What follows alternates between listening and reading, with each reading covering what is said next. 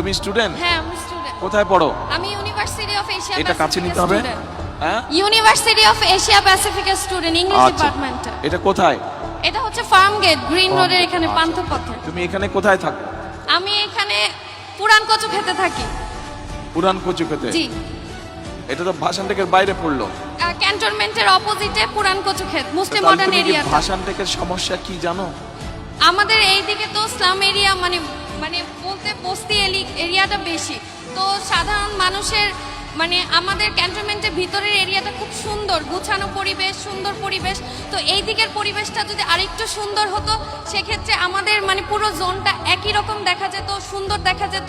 মানে যাতে সবাই বলে যে ক্যান্টনমেন্ট এরিয়াটা বা কচুক্ষেত এরিয়াটা, ভাষানটেক এরিয়াটা 17 আসনের অন্তর্ভুক্ত আছে, এটা দেখতেও ভালো লাগবে, মানুষের কাছে বলতেও ভালো লাগবে। আচ্ছা, তোমার নামই তো জিজ্ঞেস করিনি। আমার নাম হেনা আক্তার মিম। আমার বাবা হচ্ছে ঢাকা ক্যান্টনমেন্ট বোর্ড ওয়ার্ডের সাংগঠনিক সম্পাদক মোহাম্মদ ফেরদৌস আহমেদ।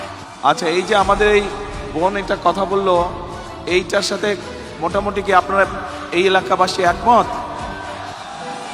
একমত, ঠিক বলছে?